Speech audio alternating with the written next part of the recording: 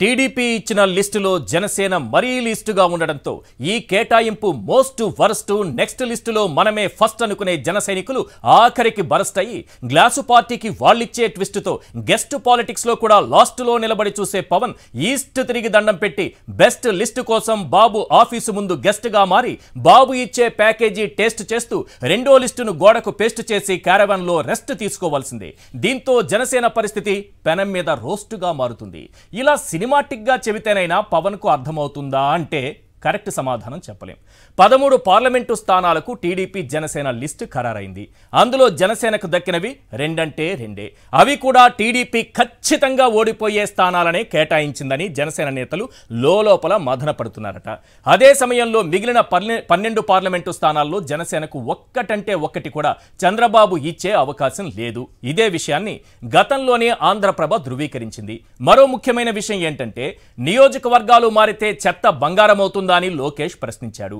ఇప్పుడు ప్రకటించిన 13 స్థానాల్లో కొందరి నియోజకవర్గాలు మారాయి. ఇప్పుడు వారు చెత్త అవుతారా బంగారం అవుతారా అన్న ప్రశ్నకు రెడ్ బుక్ లో వెతికి లోకేష్ సమాధానం చెప్పాలి. ఓవరాల్ గా టీడీపీ జనసేన ఫస్ట్ లిస్ట్ పై 10 ప్రశ్నలు వినిపిస్తున్నాయి. అవేంటో ఒక్కసారి చూద్దాం. క్వశ్చన్ నెంబర్ 1, చంద్రబాబు జనసేనను మరీ చిన్న చూపు చూడడానికి కారణమేంటి? క్వశ్చన్ నెంబర్ 2, 13 పార్లమెంటు స్థానాల్లో జనసేనకు కేవలం 2 సీట్లు ఇస్తే పవన్ మౌనం ఎందుకు? క్వశ్చన్ నెంబర్ 3, మిగిలిన 12 పార్లమెంటు స్థానాల్లో జనసేనకు కనీసం ఒక్కటైనా దక్కుతుందా? క్వశ్చన్ నెంబర్ 4, ఖచ్చితంగా ఓడిపోయే సీట్లనే ఒక ప్లాన్ ప్రకారం జనసేనకు బాబు కట్టబెడుతున్నాడా?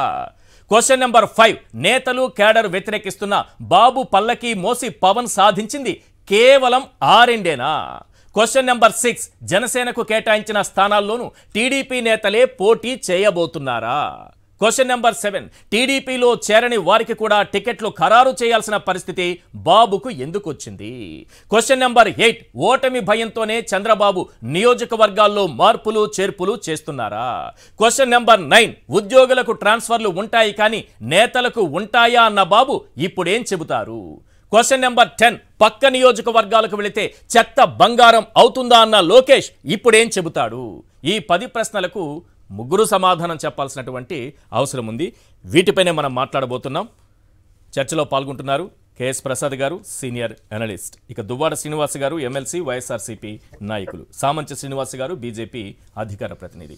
ఎస్ దువ్వాడ శ్రీనివాస్ గారు, ఈరోజు ఆంధ్రజ్యోతి దినపత్రికలో టీడీపీ జనసేన పొత్తులో భాగంగా 13 ఎంపీ సీట్లకు అభ్యర్థులను ఖరారు చేశారంటూ ఒక లిస్టుని ఆ పత్రిక ప్రచురించింది.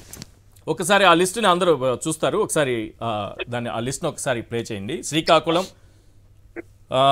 నుంచి అనంతపురం వరకు మొత్తం ఇక్కడ 13 కనిపిస్తుంటే అందులో 2 కాకినాడ, 1 జనసేన, అలాగే మచిలీపట్నం, ఈ 2 మాత్రమే జనసేన కేటాయించారు. మిగిలినవన్నీ కూడా టీడీపీ పోటీ చేయబోతోంది అనేది. ఇక్కడ 2-3 అంశాలు ప్రధానంగా మనకు వినిపిస్తున్నాయి. ఒకటి, ఈ లిస్టు నిజంగానే అధికారికంగా ఖరారైనటువంటి లిస్టా, ఉద్దేశపూర్వకంగానే ఎవరూ ప్రకటించకపోయినా, ఉమ్మడిగా ఇద్దరూ ప్రకటించకపోయినా చంద్రబాబే లీక్ చేసి దీన్ని ఇందులో ప్రచురించేలా చేశారా? రెండోది, ఒకవేళ ఇది ఖరారైనటువంటి స్థానాలే అనుకుంటే జనసేనకు మిగిలేది రెండేనా? 2 అంటే 2ఏనా? నెక్స్ట్ 12లో 1 కూడా వచ్చే అవకాశం లేదు. ఎందుకు లేదనేది తర్వాత మాట్లాడుకుందాం. ఎందుకంటే ఆంధ్రప్రభ దినపత్రిక ఆల్రెడీ ప్రచురించేసింది. 2 పార్లమెంటు స్థానాలకు పవన్ కళ్యాణ్ ఓకే చేశారు, అంగీకరించారని కూడా రాసింది. సో ఇక్కడ మనకు కనిపిస్తున్నటువంటి ఈ 2 స్థానాలకే జనసేన పరిమితం అవుతుందా? దువ్వాడ శ్రీనివాస్ గారు. సార్, మిమ్మల్ని, మీకు అలాగే ప్యానలిస్టులకు కూడా నమస్కారం సార్. చంద్రబాబు నాయుడు తప్పకుండా పవన్ కళ్యాణ్ ని బకరా చేస్తారు. అందులో భాగంగానే ఈ బకరా ఆ చంద్రబాబు నాయుడు దగ్గరికి వెళ్ళాడు.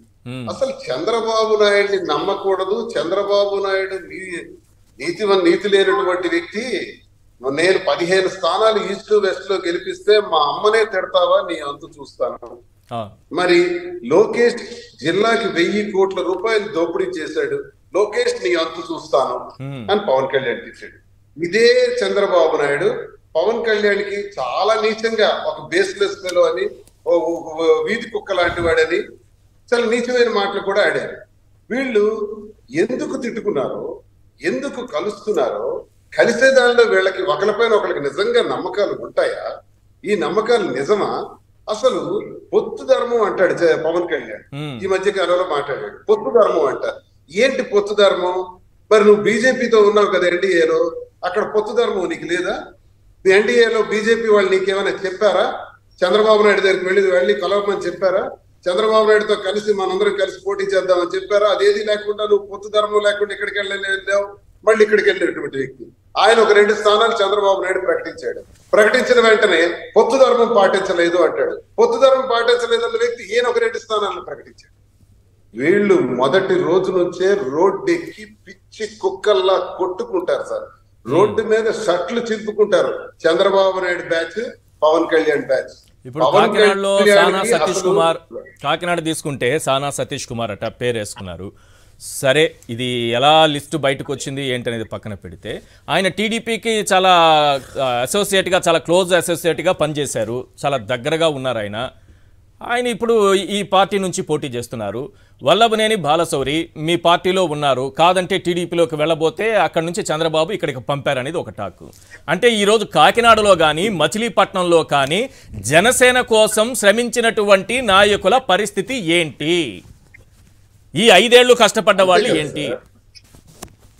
అంతే కదా సార్, వాళ్ళు అదే చేస్తారు. పవన్ కళ్యాణ్ ఉన్నటువంటి ఘోరమైనటువంటి పరిస్థితి పిఆర్పీలో జరిగింది సార్.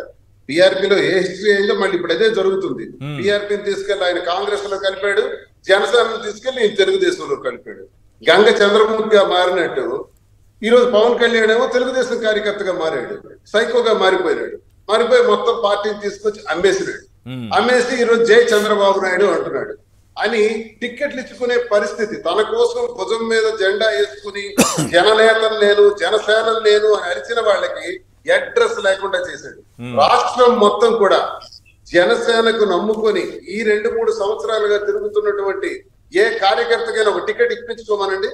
చంద్రబాబు నాయుడు వ్యూహాలు, చంద్రబాబు నాయుడు దుర్మార్గమైనటువంటి రాజకీయాలకి పవన్ కళ్యాణ్ ఏమవుతాడు సార్? కాయగలడా?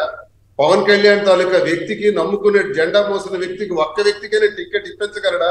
100%. ఇప్పుడు మీరు చెప్పిన ఈ కాకినాడ గాని అలాగే బాలశౌరి గాని వీళ్ళిద్దరు ఎవరు?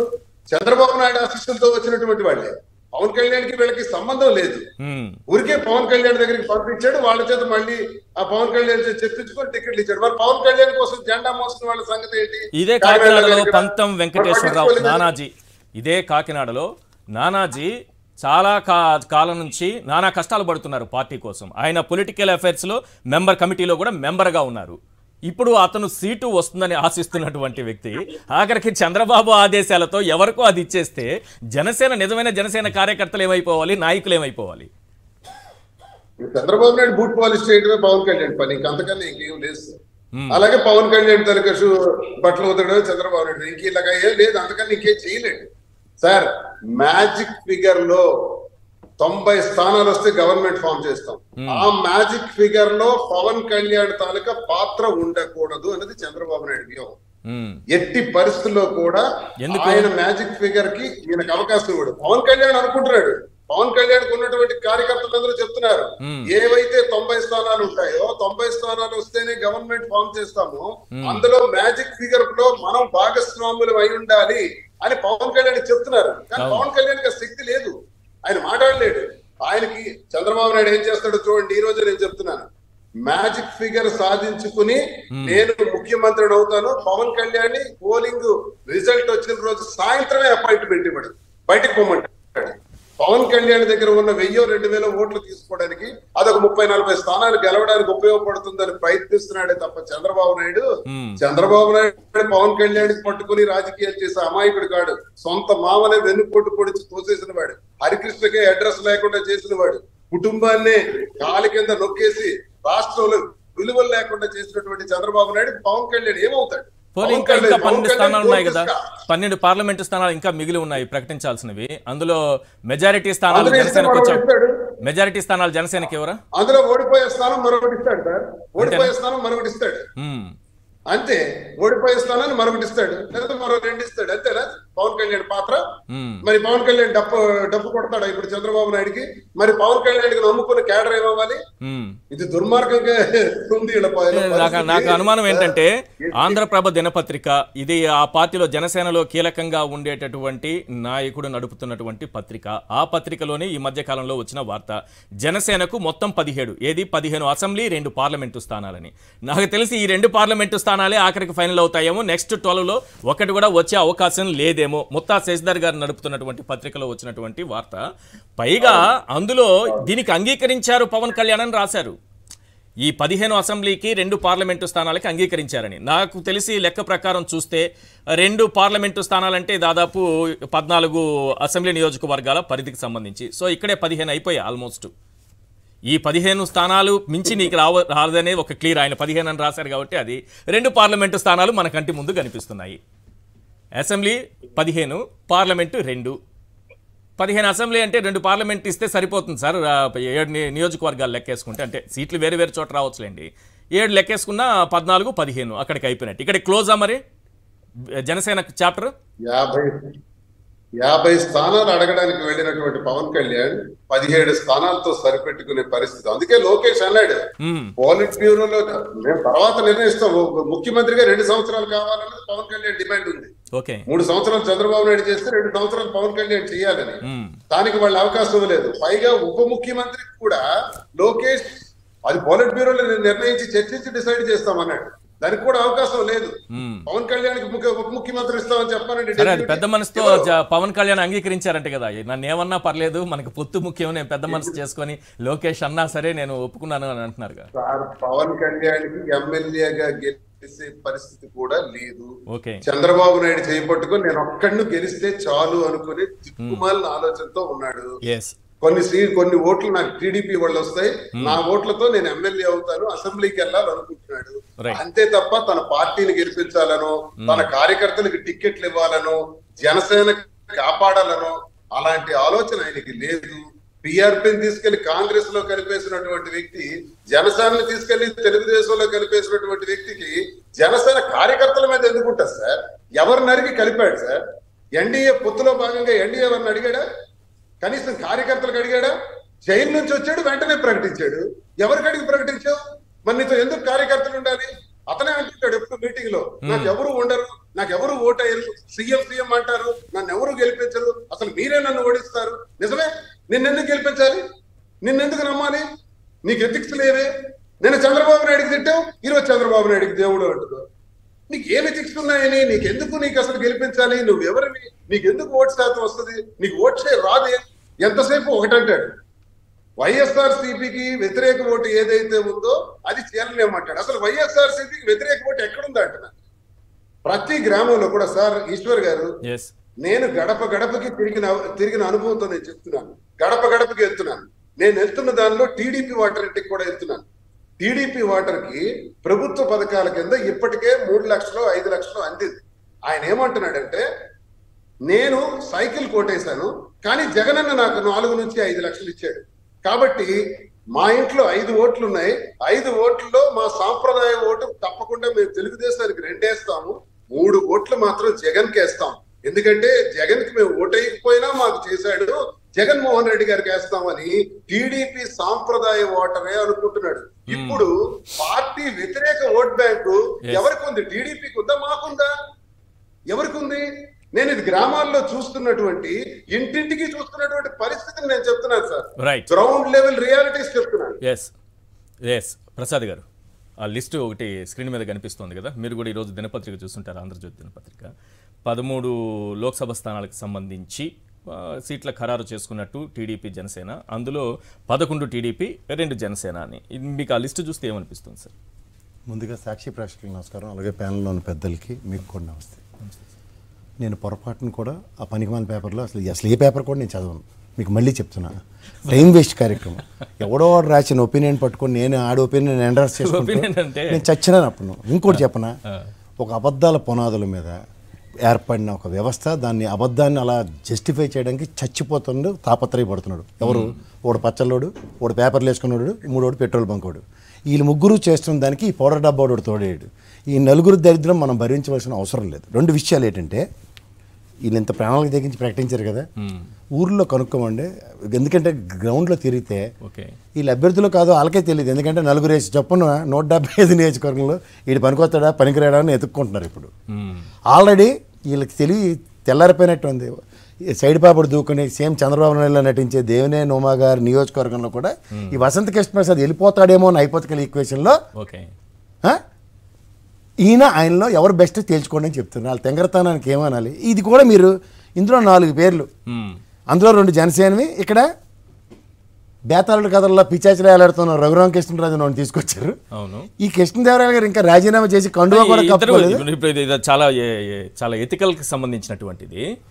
ఎథిక్స్ కి సంబంధించి ఇప్పుడు రఘురామ కృష్ణరాజు గానీ శ్రీకృష్ణదేవరాయలు గానీ అసలు రాజీనామా చేయలేదు, మేము వెళ్ళిపోతున్నామని చెప్పలేదు. వాళ్ళ పేర్లు ఎలా వచ్చాయి లిస్ట్ లో? అందుకే సార్ ఈ నలుగురులో వీళ్ళకి సంబంధించిన ఎవడన్నా ఉన్నాడా? మరి చంద్రబాబు ఖండించాలి కదా. ఇది లేదు లిస్ట్ తప్పైతే ఎవరు ఖండించరుగా. ఆంధ్రజ్యోతి దినపత్రికలోనే ఎప్పుడైనా సరే మేస్త్రి స్లాబ్ ఏమంటారు ప్లాస్టింగ్లు చేసినప్పుడు చూసారా, అది గమేరంలో ఉంది, అలా కొట్టుకుంటూనే పోతాడు. కింద ఆడవాళ్ళు పెట్టుకుని ఎత్తుకుంటారు, అలాగే చెత్తేసేసి పోతాడు.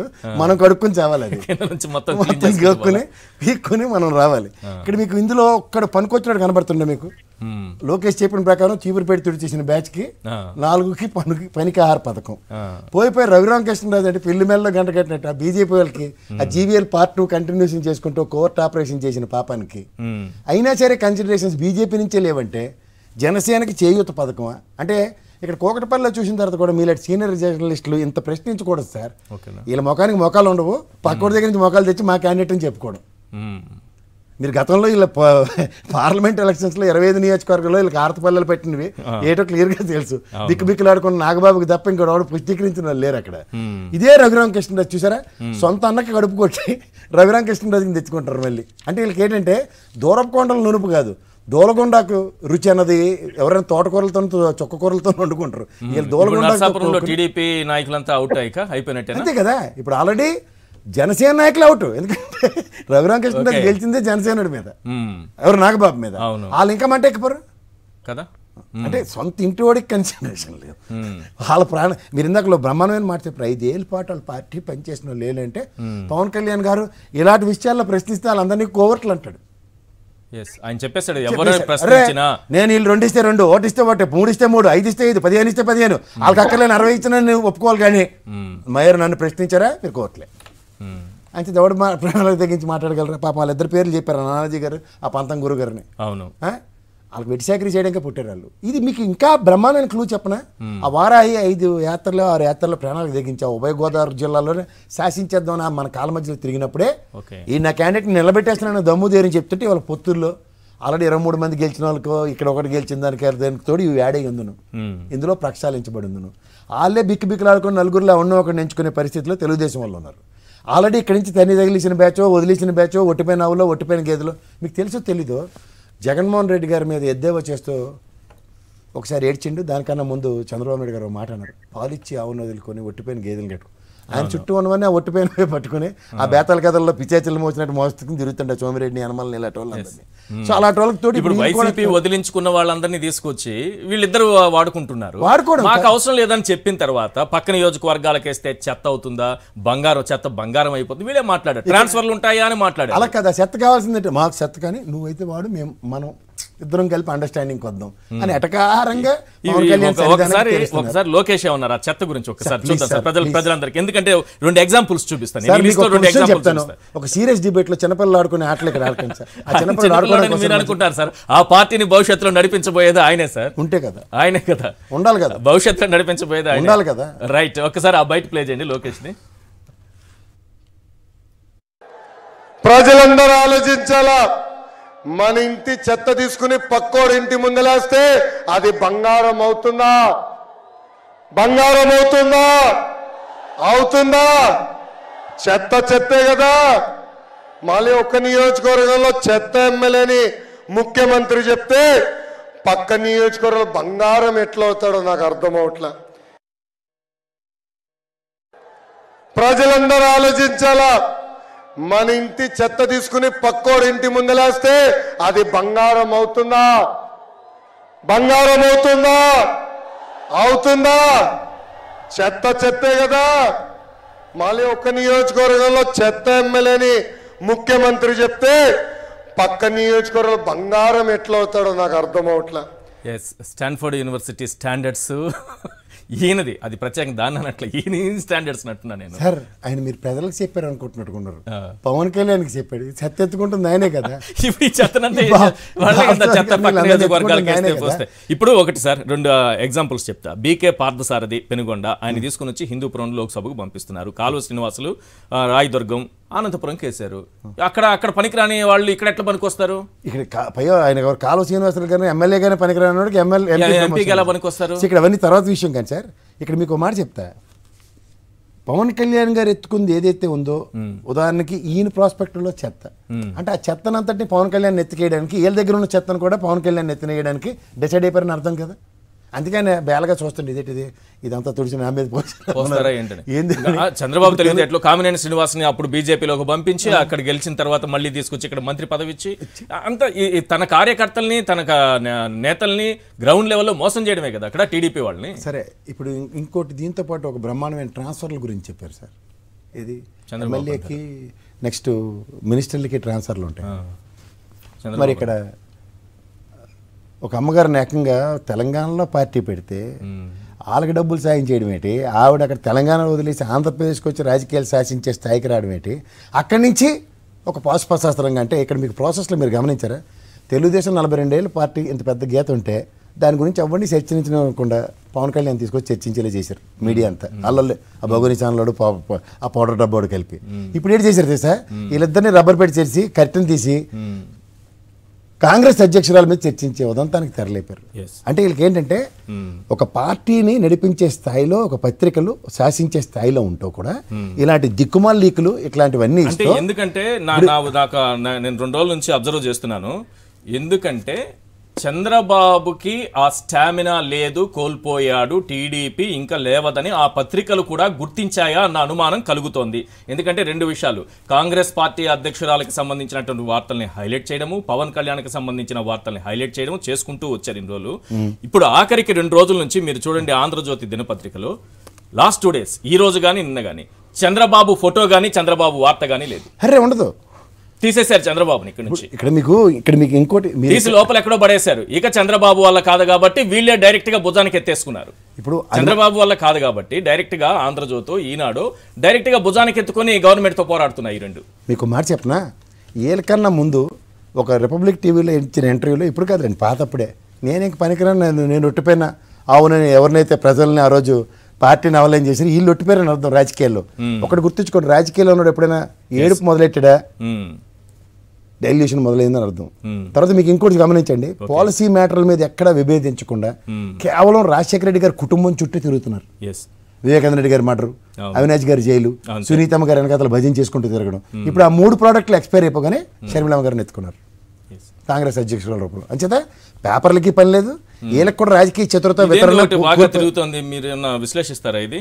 రిపబ్లిక్ టీవీలో చంద్రబాబు అప్పట్లో ఇచ్చినటువంటి ఇంటర్వ్యూ, ఇంకా ఈ ఎన్నికలు నెక్స్ట్ ఎన్నికల్లో ఓడిపోతే మళ్ళీ నేను ఇక రాజకీయాల్లో ఉండను అని ఆయన చెప్పినట్టు. Dramatic statement that you're making. Yeah, if you no what I am very clear on that. If people accept, why should I bother about politics also? I am fighting for a genuine cause. If people think that is genuine, yes, I am prepared to quit politics. Ready to quit politics. Mental గా prepare అయ్యాను. ఏంటి sir ఇది? వాళ్ళు అదే prepare చేస్తారు మీరు చెప్పినట్టు వార్తల్లో లేకుండా. మీకు ఒక విషయం చెప్తారు, జాగ్రత్తగా వినండి. సే ఫర్ ఇన్స్టెంట్ ప్రజలు రిజెక్ట్ చేస్తే, మీకు గతంలో మీకు ఒకటి గమనించండి, ఒక హైటెక్ సిటీ లేదంటే హైదరాబాద్ సైబరాబాద్ అభివృద్ధి ఇట్లన్నిటి విషయంలో తెలుగుదేశం ప్రెజెన్స్ లేకుండా తదనంతర ముఖ్యమంత్రులు అందరూ శంభో శంకర అనుకుని దాన్ని భుజానికి ఎత్తుకుని వాళ్ళ ఈ స్థితికి తీసుకొచ్చారు. మీరు ఒకటి గమనించండి, ఆ 20 years విజన్ 2020 ప్రెజెన్స్ లేదు. ఈ విజన్కి ఆంధ్రప్రదేశ్ ప్రభుత్వం మారిన వెంటనే ఇది విజన్ లేని అమరావతి లాంటి ప్రాజెక్టులు ఎప్పుడైతే ఎత్తుకున్నారో అనవసరమైన చెత్త చెదర మాకు అనుకుని వాళ్ళు అనుకున్న డ్రీమ్స్ వీళ్ళు ఫుల్ఫిల్ చేయట్లేదు. ఇది అలవాటు అయిపోయింది. ఏంటంటే I dream and you have to fulfil అన్న కాన్సెప్ట్లో ఇన్నాళ్ళ దాకా తెలుగుదేశం సర్వైవల్ అయింది. అంటే అభూత కల్పనలు ప్రేతాత్మ కథలతో ఇవాళ దాకా సర్వైవల్ ఆఫ్ తెలుగుదేశం. ఎప్పుడైతే గ్రౌండ్కి ఈ జగన్మోహన్ రెడ్డి గారి ప్రభుత్వం పరిచయం చేసిందో అసలు ఏమీ జరగట్లేదు. ఇవన్నీ అభూత కల్పనలను ప్రజలకు పరిచయం చేసి ప్రజలకు నిజంగా ఏం కావాలో, సంక్షేమం అంటే ఏంటో సచివాలయ వ్యవస్థ త్రూగా, విలేజ్ క్లినిక్ల త్రూగా అండ్ ఆర్బీకే సెంట్రల్ త్రూగా, జిఎస్డిపి ఒక పెరిగిన విధానంలో నెంబర్ 1 ర్యాంక్తో వచ్చిన విధానం ప్రజలకు పరిచయం చేస్తే ఇది నిజమైన అభివృద్ధి కింద అభివర్ణిస్తున్నారు. అండ్ మీకు ఇంకోటి చెప్పనా, ఒక మైనారిటీ లేదంటే ఒక SC/ST సబ్ ప్లాను, నెక్స్ట్ అలాగే బీసీ కార్పొరేషన్ లేదా కాపు కార్పొరేషన్ ఇలాంటి పేర్లు చెప్పి దోపిడీకి అలవాటు పడిపోయి చుట్టూ భజన్ రైలుకి పంచే దగ్గర ఇవాళ సమసమానతల రూపంతో ప్రతి ప్రజకి అందేలా చేస్తూ అగ్రిగేట్న మీరు మహా అయితే మీరు ఒక సీనియర్ మోస్ట్ జర్నలిస్ట్ అండి ఈశ్వర్ గారు, మీ చూసిన ప్రభుత్వాల్లో SC/ST సబ్ ప్లాన్లో ఎంతమందికి కార్లు వాళ్ళకి కంపెనీలు పెట్టుకోవడానికి డబ్బులు వచ్చినవి ఇలా వేళ్ల మీద లెక్కెట్టచ్చు. ఇవాళ ఈ సంక్షేమం రూపంలో మీరు ఏ గ్రామంకైనా మీరు తీసుకెళ్తే సరే, లేదా నేను తీసుకెళ్తాను నాతో మీరు వచ్చిన 350 గడపలు ఉన్న గ్రామం నేను సందర్శిస్తే దాంట్లో ఆన్ అగ్రిగేట్ 355 గ్రామాలు ఉన్న గడపలకి అగ్రిగేట్ ₹1,50,000 వచ్చేసారు ఒక్కొక్క ఇంటికి. సార్ రాబిన్హుడ్ ఫామ్లో సార్ ఉన్నది 10 మందికి పంచితే అది దాన్ని ఏమంటారు, ప్రజాస్వామ్యంలో ప్రజలు నాకు ఇచ్చిన ప్రభుత్వానికి మనం ఇస్తున్న రెసిప్రొకేషన్. అప్పుడు ఏమవుతుందంటే ప్రజలు, అందుకే ఆయన ఎంత ధైర్యంగా అడుగుతున్నాడు, నేను మీకు చేశానని నమ్మితే నాకు ఓటేయండి అంటున్నాడు. ఇక్కడ ఏం చేశారో చెప్పుకోలేని నిస్సహాయ స్థితిలో ఎక్కడికి వచ్చారు తెలుసా అండి, ముందు వాళ్ళ కుటుంబాల మీద పడి ఆడవడం మొదలెడుతూ తన దాకా వచ్చేసరికల్లా అలో లక్ష్మణాన్ని నేర్చుకుంటూ రాజకీయ సన్యాసం ఆ రోజే తీసుకున్నారు. మీరు ఇది గమనించలేదు, ఎప్పుడైతే when you are not fit to the politics అప్పుడు ఏమవుతుందంటే ఫ్రస్ట్రేషన్ వచ్చి ఎంతసేపు వ్యక్తిత్వ హననం, కుటుంబం మీద పడి ఆడవడం తప్ప ఇంకోటి లేదు. ఈ ప్రాసెస్లో మీకు తెలుసో తెలియకో ఆంధ్రప్రదేశ్ రాష్ట్రం మీద పడి ఏడుస్తున్నారు. నేను మొన్న ప్రకాశం, నెల్లూరు, ఒంగోలు పర్యటన చేసి వచ్చాను sir last Saturday Sunday. Whether you believe it or not, Veligonda project నేను చూసి వచ్చిన తర్వాత ఆ సుంకులేశల డ్యాముల కింద 4 ప్రాజెక్టులు తిరిగి వచ్చాను నేను అక్కడ కింద నిర్వాసితుల ప్రాంతంలో. మీరు నమ్మండి, నా గంగళం జాతర జరుగుతుంది, నేను జాతరలు అన్నీ వెళ్ళాను. తెలుగుదేశం వాళ్ళు డ్యాన్సులు చేస్తున్నారు, ఇక్కడ వైఎస్ఆర్సీపీ వాళ్ళు డ్యాన్సులు చేస్తారు, ఆల్మోస్ట్ చాలా మందితో ఇంటరాక్ట్ అయ్యాను, పెద్ద పెద్ద వాళ్ళండి. నేను ఫస్ట్ టైం అక్కడ చూసిన తర్వాత నేను ఏమనుకున్నాను తెలుసా సార్, 2 చేతులు అయితే భగవంతుని వేడుకుంటుంది ఏంటంటే ఒక్కసారి తుఫానీ దేవుడా అని. నేను ఒక ఎమ్మెల్యే గారిని కలిసాను సార్ ఎక్కడ మన సుంకులేశంలో ముందు ఉన్న నియోజకవర్గంలో. Whether believe it or not, ZP chairman గారిని పిలిచి మాట్లాడితే నేను almost 1 hour I spoke to them. Sir 57 TMCల సామర్థ్యం ఉన్నది సార్, డెడ్ స్టోరేజ్ 10 TMCs. జీవితంలో అది ఒక్కసారి తుఫాన్ వస్తే 10 TMCs ఎట్టి పరిస్థితుల్లో బయటకు వెళ్తాయి. ఈ 10 TMCలతో ఒంగోలు, ప్రకాశం, నెల్లూరు ఈ మూడిట్లో ఆన్ అన్ అగ్రిగేట్ 10 TMCsతో 22 లక్షల మందికి ప్రజలకి బొక్క నీళ్ళు ఇవ్వచ్చు. ఇవాళ నీళ్ళు లేక అల్లాడిపోతున్న ప్రాంతం అది. ఎందుకంటే వీళ్ళు పడి ఏడ్చిన విధానానికి జలయజ్ఞం ఈ ప్రాజెక్టులు కట్టిన తర్వాత కూడా బొక్కలు నీళ్ళు ఇవ్వలేని నిస్సహాయ స్థితిలో ఉన్న ప్రకాశం, నెల్లూరు జిల్లాలో ఎమ్మెల్యేల పరిస్థితి చూస్తే చాలా దయనీయంగా ఉంది. మీకు తెలుసో తెలీదు, ఆన్ అన్ అగ్రిగేట్ జోన్స్ కింద క్రియేట్ చేశారు సార్. ఒక 600 కోట్లు ప్రణాళికబద్ధంగా లిఫ్ట్ ఇరిగేషన్తో వాటర్ సప్లై చేయడానికి. మీకు తెలుసో తెలీదో చెరువులు నింపారు సార్ ఇక్కడ తెలంగాణలో. దానివల్ల గ్రౌండ్ వాటర్ ఎలా పెరిగింది సార్. ఇవాళ ఆ డ్యాముల యొక్క సారాంశం ప్రజలకి పరిచయం చేయడానికి వాటర్ ఉంటేనే కానీ అది దాని యూటిలైజేషన్ మీకు ఎవరికి అర్థం కాదు. మీకు ఇంకోటి తెలుసా సార్, 4,47,000 ఎకరాలండి ఆయకట్టు సాగు వస్తుంది దాని కింద, 2,50,000 పైచీలు కోని ప్రకాశంలోనే. సో ఇంత జరుగుతున్నప్పుడు వీళ్ళకి డెవలప్మెంట్ అంటే కనబట్టలేదు సార్. రైట్, ఒకసారి సామంచితో మాట్లాడదాం. సామంచి గారు, ఈ లిస్టు గురించి దీని గురించి మాట్లాడుకుందాం. ఎందుకంటే మీరు వస్తారని ఇప్పటికీ నమ్మకంతోనే ఉంది జనసేన ఆ గ్రూప్లో, అంటే టీడీపీ జనసేనతో పాటు మీరు కలుస్తారని. కానీ మీరు కలవక ముందే అభ్యర్థుల్ని ఖరారు చేసుకుని ఆఖరికి అభ్యర్థులను కూడా ప్రకటించుకునేటటువంటి పరిస్థితి వచ్చింది.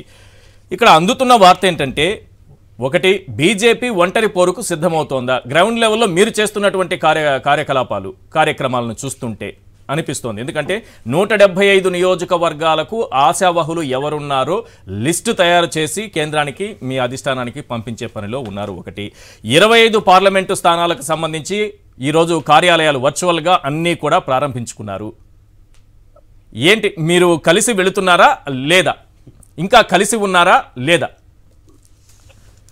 ఈశ్వర్ గారు, సార్, ఇప్పుడు ఉన్నటువంటి పరిస్థితుల్లో ఎన్నికలు సమీపించే కొద్దీ ఆంధ్రప్రదేశ్ లో భారతీయ జనతా పార్టీ ఎన్నికల నగార 2 రోజుల క్రితమే రాష్ట్ర అధ్యక్షురాలు విజయవాడ కేంద్రంగా ఇప్పటికే ప్రకటించినటువంటి పార్లమెంటు ఇన్ఛార్జీలు, అదే విధంగా సమన్వయకర్తలు, 175 అసెంబ్లీలకు ఇన్ఛార్జీలు, సమన్వయకర్తలు, క్లస్టర్ ఇన్ఛార్జెస్, అదేవిధంగా 5 పార్లమెంటులను కలిపి ఒక క్లస్టర్లు, 35 అసెంబ్లీలతో కూడుకున్నటువంటి ఒక క్లస్టర్ను ఏర్పాటు చేసుకోవడం, దానికి క్లస్టర్ ఇన్ఛార్జెస్ ను, కో ఇన్ఛార్జిని ఏర్పాటు చేసుకోవడం, వాళ్ళకు అవసరమైనటువంటి పార్టీ పరంగా అభ్యర్థులను ఎంపిక చేసే దగ్గర నుంచి ఎన్నికలకు సమాయత్తం కావాల్సినటువంటి సరంజామాలు సమకూర్చుకోవడము, పార్టీ కేడర్ను ఆ రకంగా ప్రిపేర్ చేసి దానికి అవసరమైనటువంటి దిశానిర్దేశం కూడా చేయడం జరిగింది. దానికి పర్యవసానంగా దానికి కొనసాగింపుగా ఇవాళ మీరు అన్నట్టు 25 పార్లమెంటు ఎన్నికల కార్యాలయాలు ప్రారంభించుకోవడం జరిగింది. రానున్నటువంటి 10 రోజుల్లో ప్రతి అసెంబ్లీకి కూడా అసెంబ్లీ ఎన్నికల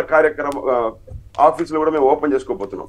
అయితే ఇక్కడ ఉన్నటువంటి పరిస్థితుల్లో పొత్తుల విషయం ఏదేమైనప్పటికీ ఎన్డీఏలో జనసేన కొనసాగుతున్నటువంటి క్రమంలో మిగతా విషయాలు పక్కన పెట్టి భారతీయ జనతా పార్టీ 175 స్థానాలలో పోటీ చేయడానికి అవసరమైనటువంటి ప్రణాళికతో అంటే జనసేనతో పొత్తు లేనట్టేనా చేయవలసినటువంటి ఈశ్వర్ గారు మేమైతే ప్రిపేర్డ్ గా 25 పార్లమెంట్లకు 175 శాసనసభ నియోజకవర్గాలకు పోటీ చేయడానికి అవసరమైనటువంటి అన్ని రకాల కసరత్తులు గ్రౌండ్ లెవెల్లో చేసుకోవడానికి ముందుకెళ్తున్నాము.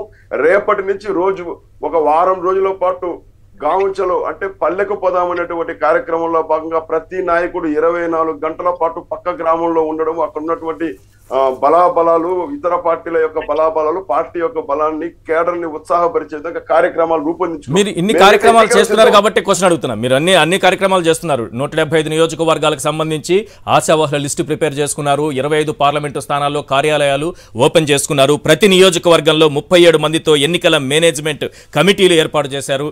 4 తర్వాత అమిత్ షా, నడ్డా రాబోతున్నారు, ప్రచారం చేయబోతున్నారు బీజేపీ తరఫున. ఇవన్నీ చూసిన తరువాత సింపుల్ మీరు జనసేనతో కలిసి వెళుతున్నారా లేదా ఇప్పటికైతే బ్రేకప్ అయిపోయింది ఇక లేదు? ఎందుకంటే జనసేన పూర్తి స్థాయిలో టికెట్లు, సీట్లు పంచుకునే స్థాయికి వెళ్ళిపోయింది. అక్కడ లిస్టు కూడా బయటికి రిలీజ్ చేసేస్తున్నారు. ఇంకా మీరు కలుస్తున్నారా లేదా? బీజేపీ జనసేన విడిపోయినట్టేనా? ఈశ్వర్ గారు, ఇక్కడ మనం ఒకటి అర్థం చేసుకోవాలి. బీజేపీ క్లియర్ గా ఉంది. మేము అభ్యర్థుల యొక్క వివరాలు సేకరించేటువంటి పనులు, కార్యాలయాలు ప్రారంభించుకోవడము, కరపత్రాలు, ప్రచారం, దాదాపుగా ఎన్నికల బరిలో దిగితే ఎలా ఉంటుందో ఆ రకమైన పనిలో దిగేశాం. సో మీరు అన్నట్టు కేంద్ర నాయకత్వం ఇచ్చేటువంటి సూచనలకు ఏమాత్రము ఎదురు చూడకుండా మేమైతే పనిలో దిగేశాం. అన్ని అసెంబ్లీ కాదు మీరు పనిలో దిగింది వేరు. ఒక చిన్న కరెక్షన్ చెప్తాను, నా తప్పైతే మీరు చెప్పండి. మీరు పనిలో దిగి ఏం చేశారు? టీడీపీతో పొత్తు పెట్టుకోవాల్సిందే. విజయవాడలో జరిగినటువంటి సమావేశంలో చాలా మంది నాయకులు చెప్పారు కదా, టీడీపీతో పొత్తు పెట్టుకోవాలి. అన్ని దినపత్రికల్లో, ఈనాడులో, ఆంధ్రజ్యోతిలో ఫ్రంట్ పేజీలో టీడీపీతో పొత్తులో వెళితేనే మనకు లాభం అని మీరు ఒక అందరి అభిప్రాయ సేకరణ చేసి దాన్ని కేంద్రానికి పంపిస్తే ముందు ఆ విషయాన్ని పక్కన పెట్టి 175 నియోజకవర్గాలకు సంబంధించినటువంటి అభ్యర్థుల ఆశావహులు ఎవరున్నారో ముందు అది తయారు చేయమని చెప్పారు. అంతేగాని ముందు మీ అధిష్టానం చెప్పకముందే మీరే తయారు చేయట్లేదు 175 నియోజకవర్గాల అభ్యర్థుల లిస్టు. అది అధిష్టానం చెప్పింది. నా తప్పైతే మీరు కరెక్ట్ చేయండి. లేదు ఈశ్వర్ గారు, ఏదేమైనప్పటికీ కూడా మేము సంసిద్ధంగా ఉన్నాము అన్ని రకాలుగా ఎన్నికలు. కాదు సార్, ఇంకా నేను డైరెక్ట్ గా అడుగుతున్నాను, ఎందుకు జనసేనతో మీ పొత్తు లేదు అని ఎందుకు చెప్పట్లేదు? మీరు చెప్పండి సార్.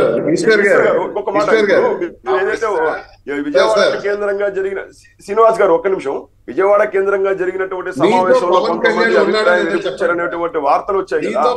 నిజంగా అలాంటి అభిప్రాయాలు బయటకు రావాలనుకుంటే రాష్ట్ర అధ్యక్షురాలు లేక పార్టీ ప్రతినిధులుగా ఉన్నటువంటి స్పోక్స్ పర్సన్స్ మేమో చెప్పాలి.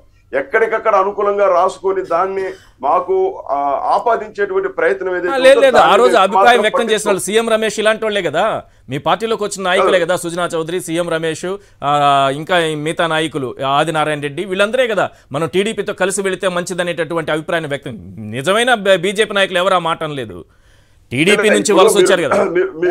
మీరు కాన్ఫ్లిక్ట్ తీసుకురావాల్సిన అవసరం పోనీ అది కూడా కాదు, మీ బీజేపీ నాయకులే కొంతమంది అని అనుకుంది. టీడీపీ కాదు, పోనీ నేను విత్డ్రా చేసుకుంటున్నా, టీడీపీ నుంచి వచ్చిన వాళ్ళు అనే పదాన్ని విత్డ్రా చేసుకుంటా. మీ బీజేపీ నాయకులే టీడీపీతో పొత్తు కావాలని అన్నారా లేదా? కానీ అధిష్టానం మీకు 175 నియోజకవర్గాలకు ఎందుకు అభ్యర్థుల్ని ఖరారు చేసుకోవాలి, లిస్టు తయారు చేయమంది ఒకటి, 25 పార్లమెంటు స్థానాల్లో కార్యాలయాలు ఓపెన్ చేయమనింది రెండు. అసలు మీరు కలిసి ఉన్నారా లేదా? జనసేనతో పొత్తు ఉందా లేదా? చాలా సూటిగా సమాధానం చెప్తున్నాను. ప్రస్తుతానికి జనసేనతో పొత్తు కొనసాగుతుంది. అయినప్పటికీ 175 అసెంబ్లీలు, 25 పార్లమెంటులకు పోటీ చేస్తే, అంటే రేపు క్యాండిడేట్స్ డిక్లేర్ చేస్తే, నామినేషన్ వేసి దిగడానికి బరిలో ఎలాంటి అవసరాలు ఉంటాయో ఆ రకమైనటువంటి సంసిద్ధతతో క్యాడర్ ను మేము ప్రిపేర్ చేసి ఉంచుతున్నాము. ఆ పనిలో నిమగ్నమై ఉన్నాము. కేంద్ర నాయకత్వం నుంచి ఎలాంటి సూచన వచ్చినా కూడా దానికి వెంటనే స్పందించే విధంగా, ఎందుకంటే ఇవాళ నడ్డా గారు, అమిత్ షా గారు, రాజ్నాథ్ సింగ్ గారు మోడీ గారి యొక్క పర్యటనలు కూడా ఆంధ్రప్రదేశ్ లో త్వరలో ఖరారు కాబోతున్నాయి. ఇది అందరూ పొత్తులో ఉన్నటువంటి బీజేపీ జనసేనలో పాపం బీజేపీ ఒంటరిగా ఎన్ని స్థానాలకు ఎంతమంది అభ్యర్థులు కావాలో ఎవరెవరు ఉన్నారో లిస్టు వాళ్ళు తయారు చేసుకుంటున్నారు. వీళ్ళతో పొత్తున్నటువంటి జనసేన మాత్రం టీడీపీతో కలిసి వాళ్ళ అభ్యర్థుల లిస్టు తయారు చేసుకుంటుంది, ఎన్ని సీట్లు కావాలో లెక్కలు రాసుకుంటుంది. సార్ మీరు పొత్తులో లేరు, మీరు జనసేనతో లేరు, జనసేనను మీరు నమ్మే పరిస్థితి లేదు, అసలు పొత్తు ఉంటుందా లేదా నాకు తెలియదు. కానీ ఈరోజు ఆసక్తికరమైనటువంటి అంశం విజయవాడలో వెలసినటువంటి కొన్ని పోస్టర్లు, బీజేపీ అంటించినటువంటి పోస్టర్లు. ఒకసారి ఆ పోస్టర్లను ప్లే చేయండి చూద్దాం.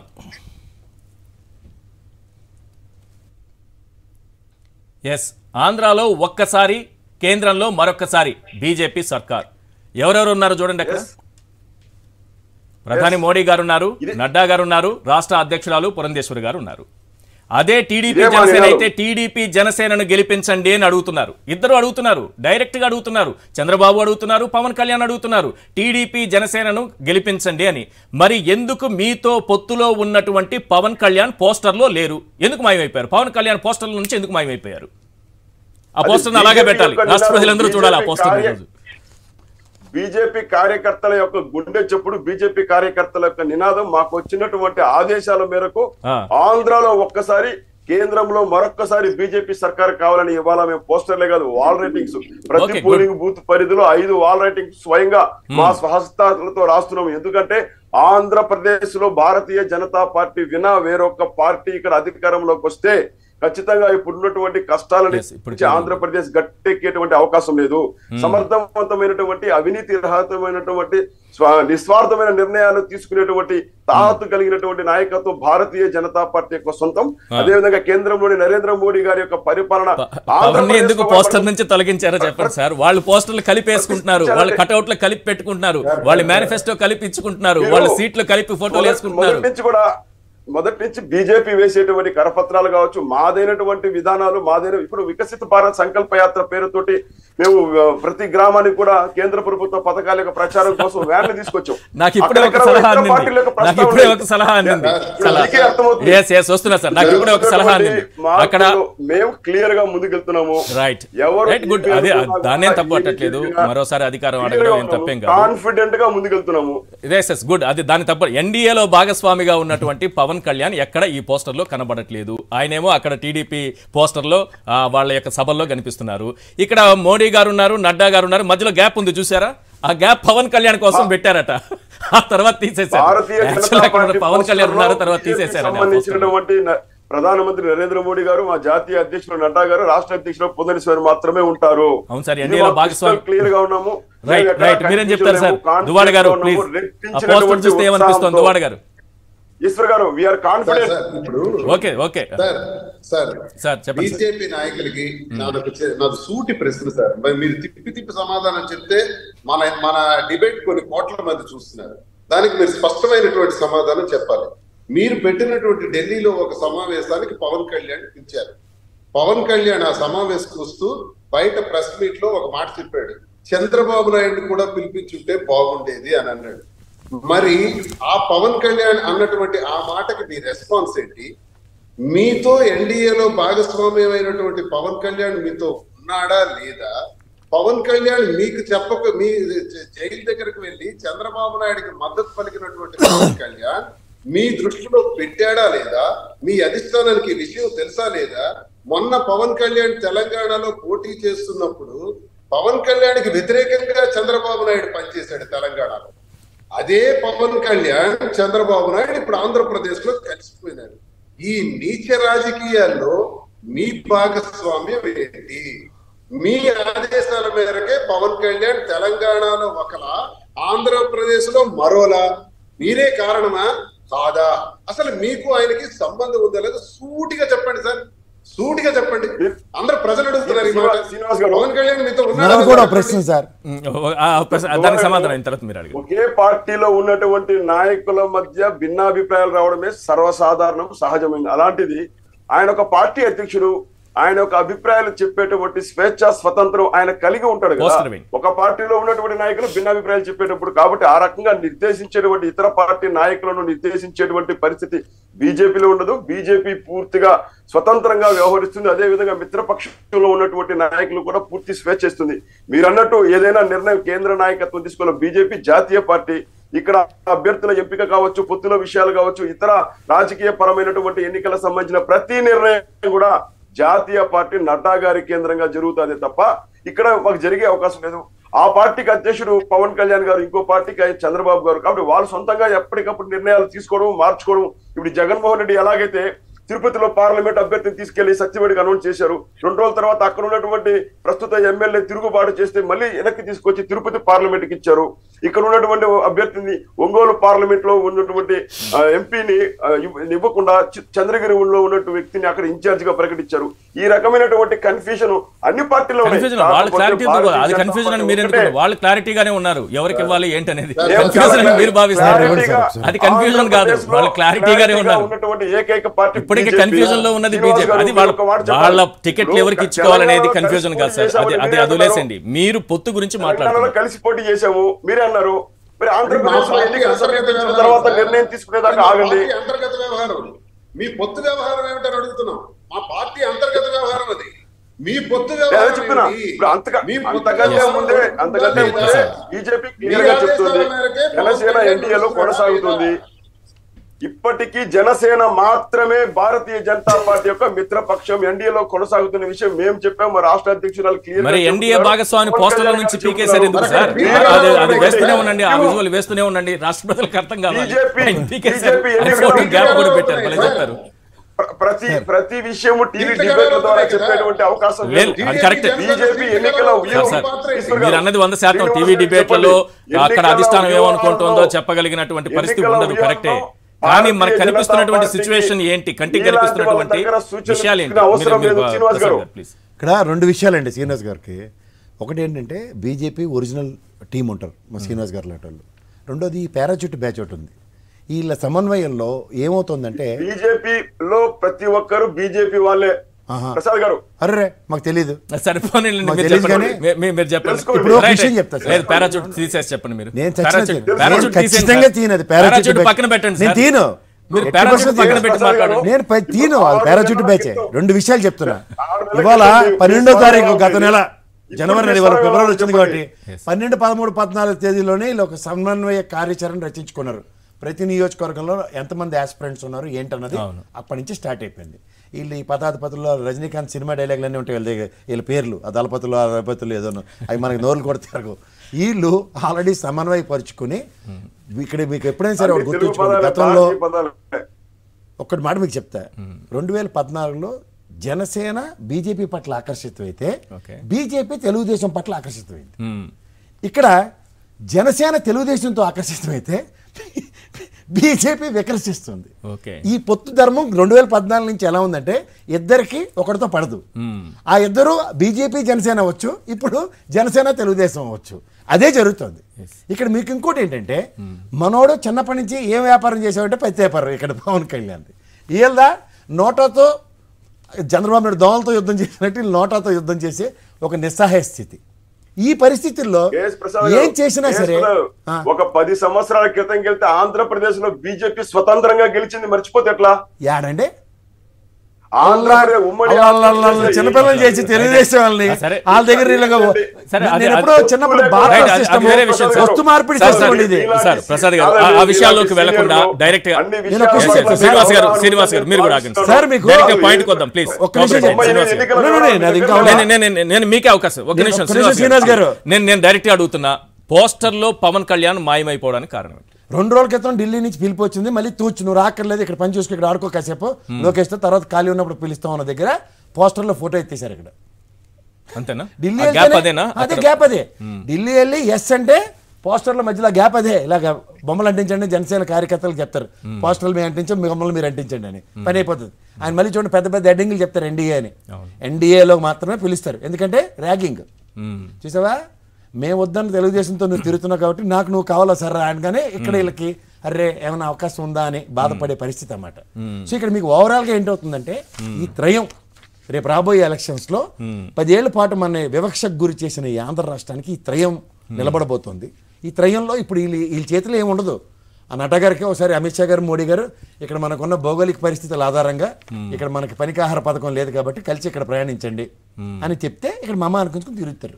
అలాగేవో లెక్కలు ఉంటాయి, మాకు 60 సీట్లు కావాలి, 40 సీట్లు కావాలి, 50 కావాలి, 15 కావాలని. దీనికన్నా ముందు తెలుగుదేశంలో అధికార ప్రతినిధులు, ఎమ్మెల్యే స్థాయిలో ఉన్న వ్యక్తులు ఏమంటారు తెలుసా, మాకు ఇక్కడ రాష్ట్ర రాజకీయాలు సరిపోతే మాకు పార్లమెంట్తో మాకు ఏంటి పని ఉండదు అంచేత ఎంపీలన్నీ స్వాహా అని అప్పచెప్పడానికి సిద్ధంగా ఉన్నారు. అంతవరకు కూడా పొత్తుకి ఏదైనా వేకెన్సీ ఉందో అని ట్రై చేస్తున్నారు. అంటే వీళ్ళు నిలబెట్టరు. రైట్ శ్రీనివాస్ గారు, దువ్వాడ శ్రీనివాస్ గారు, కరెక్ట్గా 2 రోజుల క్రితం ఆంధ్రజ్యోతి దినపత్రికలో ఒక వార్త వచ్చింది. ముఖ్యమంత్రి గారు నిన్న ఢిల్లీ వెళ్ళి అమిత్ షా గారిని కలవబోతున్నట్టు, అంటే 2 రోజుల ముందే రాశారు వార్తని. అమిత్ షా గారిని కలవబోతున్నారని, ఓటమి భయంతోనే ఆయన ఢిల్లీ బాట పడుతున్నారని, అక్కడ అమిత్ షా గారితో మాట్లాడి రానున్నటువంటి 3 రాజ్యసభలకు సంబంధించి ఒక రాజ్యసభ సీటు మీకు ఇస్తాను, మమ్మల్ని గెలిపించండి. ఆంధ్రజ్యోతిలో రాశారు. ఒక నిమిషం ఇది పూర్తి చేసేయండి, నన్ను పూర్తి చేయనివ్వండి, మీరు చెప్పండి. ఒక రాజ్యసభ మీకు ఇస్తాను, నన్ను గెలిపించండి అని వేడుకోవడానికి ఢిల్లీ వెడుతున్నారట. ఒకటి రెండు అంశాలు చెప్తా ఇందులో. ఒకటి, ఒక రాజ్యసభ ఇస్తే వైఎస్ఆర్సీపీని బీజేపీ గెలిపించే పరిస్థితే ఉంటే వాళ్లే సొంతంగా గెలుస్తారు కదా, అంత బలమే బీజేపీకి ఉంటే. పాయింట్ నెంబర్ 1 ఇది వీగిపోయింది, కొట్టేస్తున్నాం. రెండోది, ఈ వార్త ఎందుకు రాశారో చెప్తున్నాను సార్. ఎందుకంటే జగన్ గారు అక్కడ బీజేపీకి దగ్గరైపోతున్నారనే వార్తను ప్రచురించడం ద్వారా పవన్ కళ్యాణ్కి బీజేపీకి మధ్యలో ఒక గీత గీయాలి, పవన్ కళ్యాణ్ని బీజేపీని విడగొట్టాలనేటటువంటి కుట్ర దీని వెనుక దాగుందనేది. ఎస్, మీరేం చెప్తారు? ఈ వార్తలు రాయడం, ఒక రాజ్యసభ మీకు ఇస్తానని అమిత్ షా గారిని కలవడానికి ముఖ్యమంత్రి గారు వెళ్తున్నారని. శ్రీనివాస్ గారు నాకు ఒక 1 మినిట్ ఇవ్వండి సార్. సార్ మీకు ఒక విషయం చెప్తాను. వీళ్ళు ఇలా అచ్చాని పచ్చపోసు కబుర్లు చెప్తున్నారు. ఈ బీజేపీ ఆయనలో సురేష్ ప్రభు గారు రైల్వే మినిస్టర్ ఉండేవారు, మీకు జ్ఞాపకం ఉందా? రైల్వే మినిస్టర్ గా ఆయనకి బీజేపీ అవకాశం కల్పిస్తే శివసేన మాకు కన్సల్ట్ చేయకుండా ఎందుకు ఇచ్చారని చెప్పి ఆయన ఎక్స్పెల్ చేసింది పార్టీలోంచి. అప్పుడు తెలుగుదేశం నెత్తికేసుకుని ఆయనకి రాజ్యసభ ఎంపీ ఇచ్చింది ఆంధ్ర నుంచి. మనకు ఒక్క రైల్వే జోన్ కూడా ఒక్క మాట మాట్లాడలేదు ఆయన ఆయనలో. ఇది వాళ్ళు చేస్తే బ్రహ్మాండమైన న్యాయం. ఇక్కడికి వచ్చి పరిమళనత్వానికి డైరెక్ట్ గా వైఎస్ఆర్సీపీ కండువా కప్పించారు. కానీ ఒక పార్టీలో ఒక వ్యక్తికి ద్రోహం చేసి మీరు చూసారా ఏంటి? ఎంపీలు మినిస్టర్లకి స్థానభ్రంశం ఉంటుందని, మినిస్టర్లకు ఏకంగా పార్టీల నుంచే స్థానభ్రంశం వస్తుంది. ఇది తెలుగుదేశం ఆయంలో జరిగింది. ఇవి ట్రాన్స్ఫర్ అంటారండి చంద్రబాబు నాయుడు గారు. ఇది ఒరిజినల్ ట్రాన్స్ఫర్. ఇది ఏంటంటే పక్కోడు డెప్యుటేషన్ మీద తీసుకొచ్చి ట్రాన్స్ఫర్ ఇచ్చారు మీరు. డెప్యుటేషన్ మీద తీసుకొచ్చి శివసేన ఎత్తేసిందండి సురేష్ ప్రభు గారిని. ఆయన కూడా మా చార్టెడ్ అకౌంటెంట్, సీనియర్ మోస్ట్. నేను మళ్ళీ చెప్తుంది ఏంటంటే శివసేన ఆ రోజు కన్సిడరేషన్ ఇవ్వని దగ్గర బీజేపీ పరంగా తెలుగుదేశం ఇక్కడ నుంచి ఆశ్రయం కల్పిస్తే రాజ్యసభకి అదే లాలూచి రాజకీయం ఇక్కడ అందరూ చేస్తారని ఒక భ్రమలో ఉంటే, మీకు మళ్ళీ చెప్తున్నాను, సువర్ణ అధ్యాయం స్టార్ట్ అవబోతుంది రాజ్యసభలో. దేశంలో ఉన్న 3 అత్యధిక పార్టీల్లో 3వ స్థానంలో ఉండబోతుంది వైఎస్ఆర్సీపీ. రాబోయే రోజుల్లో బీజేపీకి 450 రానివ్వండి, లేదా కాంగ్రెస్కి 425 రానివ్వండి, కానీ రాష్ట్ర హక్కులకి బిల్లులు పాస్ అవ్వాల్సింది రాజ్యసభలోనే. అక్కడ వీటో పవర్ రాబోతుంది. ఇది ఎప్పుడైనా ఇలాంటి టీడీపీ భూస్థాపితం కాబోతుంది. మీకు ఇంకోటి చెప్తున్నాను, ఇది కూడా చెప్పాలి. 75 సంవత్సరాల స్వతంత్రంలో తెలుగుదేశం 1983 నుంచి రాజ్యసభకి రిప్రజెంటేషన్ లేకపోవడం రేరెస్ట్. అండ్ ఇంకొక వింత, ఒక ఎస్సీ ఎస్టీ సామాజిక వర్గం నుంచి ఫస్ట్ ఎవర్ టైం ఒక రాజ్యసభ ఎంపీ కాబోతున్నాడు.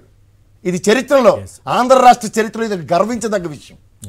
ఇలాంటి సువర్ణాధ్యాయులకి చరిత్ర వెళ్తున్నారు. ఒక రాజ్యసభ సీటుకి బీజేపీ అమ్ముడుపోతోంది, ఇక్కడ ఏదో వైఎస్ఆర్సీపీని గెలిపిస్తుందంట. ఏం చెప్తారు దువ్వాడ శ్రీనివాస్ గారు? ఇంకా 22లో ఒక విప్ జారీ అయింది, మీకు తెలుసా తెలీదు? పార్లమెంట్ అమెండ్మెంట్ ఉంది. ఏమనుంది తెలుసా? 1100 కంటే ఎక్కువ అసెంబ్లీ స్థానాలు కలిగి 303 పార్లమెంట్ లోక్సభ స్థానాలు. ఎవరికి కావాలి? 4 తీసుకొని కూడా పరిగణలో పార్లమెంట్ స్థానాలు. రాజ్యసభలో ఫ్లోర్ మేనేజ్మెంటే కదా. రాజ్యసభలో ఫ్లోర్ మేనేజ్మెంట్ చేసే దేశ హితమైనటువంటి నిర్ణయాలను సమర్థించేటువంటి పార్టీలు తప్పనిసరి పరిస్థితుల్లో సమర్థించాల్సి వస్తుంది. కాకపోతే ఈ దేశంలోనే ఒక ప్రాంతీయ పార్టీ కాదు సార్, ఈ దేశంలో ఒక ప్రాంతీయ పార్టీ 3వ స్థానంలో నిలవబోతోంది కదా. ఇది గర్వించదగ్గ విషయం కదా. కాదు, మీరు గర్వించుకుంటారో, భుజాలు కొట్టుకుంటారో, తొడలు కొట్టుకుంటారో కాదు, బీజేపీని తక్కువ చేసి చూపించేటువంటి ఆంధ్రప్రదేశ్ లో 0 తక్కువ చేసి చూపించడం ఏంది? 0.8% 120 రాజ్యసభ స్థానాలు కలిగి అత్యధిక పెద్ద పార్టీ భారతీయ జనతా పార్టీ. అది ఓకే సార్, ప్లీజ్ దాని చుట్టే అయిపోతుంది. దాని చుట్టే దువ్వాడ గారు ప్లీజ్ రెస్పాండ్. మీరు రెస్పాండ్ కావాలి. ఆంధ్రజ్యోతి దినపత్రికలో వచ్చినటువంటి వార్త పైన అమ్ముడు పోతుందా బీజేపీ? బీజేపీ నాయకులు ఎప్పుడు మాట్లాడరు ఇలాంటి వార్తల పైన. ఎలా రాస్తారని ప్రశ్నించరు వాళ్ళని. చెప్పు దెబ్బలు తిన్నా అదే ఛానల్ పోతారు మళ్ళీ. ఆంధ్రజ్యోతి లాంటి డబ్బా పేపరు ప్రసాద్ గారు ఏదో పరుషమైన పదం వాడుతున్నారు, జాగ్రత్తగా మనం చెప్పండి. నేను కాదండి, చెప్పు దెబ్బలు కొట్టిన ఛానల్ మీరు ఛానల్లో అక్కడ ఏదో జరిగిన ఇన్సిడెంట్ ని గుర్తు చేశారు. ఓకే ఓకే ప్లీజ్ దువ్వాడ గారు ప్లీజ్. ఆంధ్రజ్యోతిలో రాసినటువంటి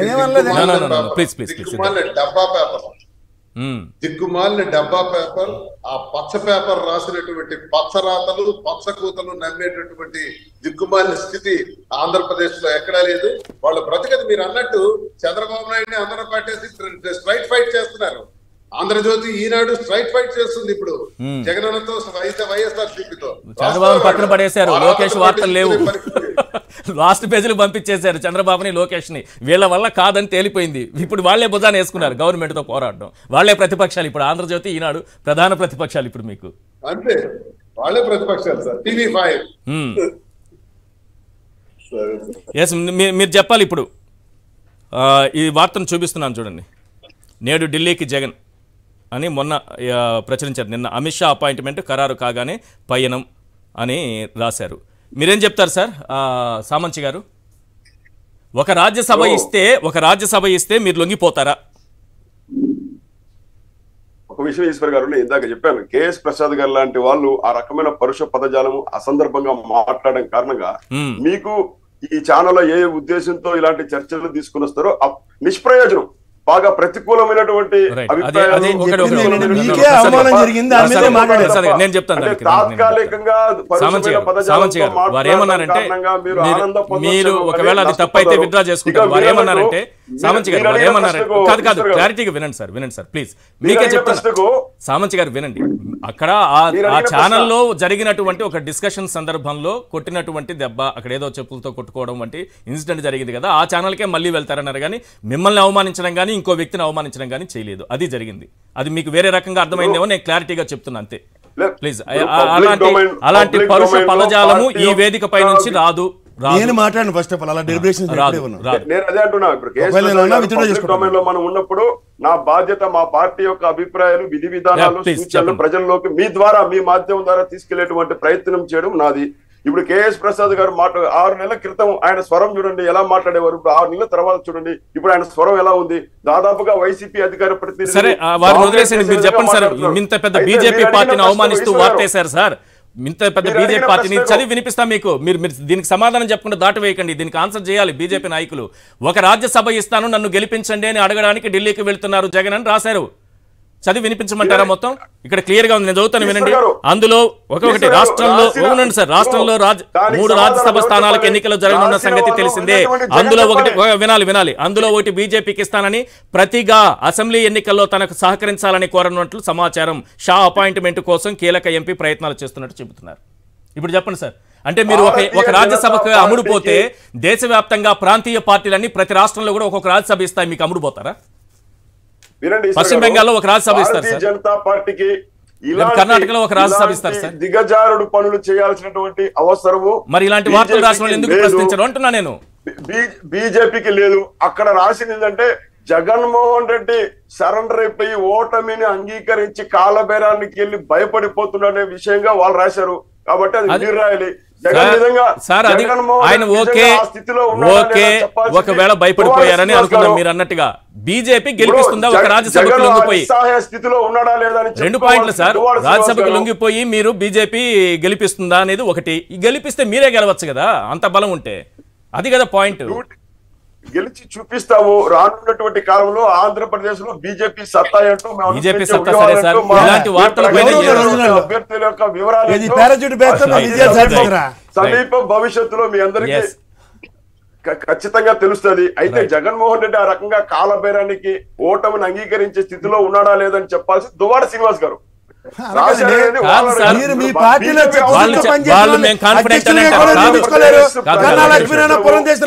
జగన్మోహన్ రెడ్డి పెట్టేటువంటి కష్టాల నుంచి వాళ్ళు మేము కాన్ఫిడెంట్ అంటారు. మీరు అమ్ముడు పోతారా ఒక రాజ్యసభకి? అంత పెద్ద బీజేపీ పార్టీ ఒక్క రాజ్యసభకి దిగజారిపోతుందా చెప్పండి మీరు? ఒక్క రాజ్యసభకి దిగజారిపోయి అమ్ముడు పోయి ఇంకో పార్టీని గెలిపిస్తుందా? అమిత్ షా గారు ఆ స్థాయికి పడిపోయారా? ఆ రాసిన రాతలు అదే కదా అక్కడ రాసినటువంటి రాతలు. మీరు అది వదిలేసి వైసీపీ వాళ్ళు వాళ్ళు ఏం చెప్తారు, మేము కాన్ఫిడెంట్ అని చెప్తారు. మీరు చెప్పాలి కదా మీ పార్టీ గురించి, వాళ్ళ పార్టీని వాళ్ళు చెప్పుకుంటారు కాన్ఫిడెంట్ అని. అమిత్ షా గారు ఒక రాజ్యసభకి లొంగిపోతారని రాశారు సార్. లంచం అంటే ఒక రాజ్యసభ, మీరే తెలుసుకోండి మరి, మీరే ప్రశ్నించండి. Right, thank you sir. Samanchi garu సమయం రెడ్డిని కాపాడాల్సిన అవసరం బీజేపీకి ఇది కరెక్ట్. మేము లొంగిపోమని ఒక మాట చెప్పండి, లొంగిపోతారా లేదా చెప్పండి.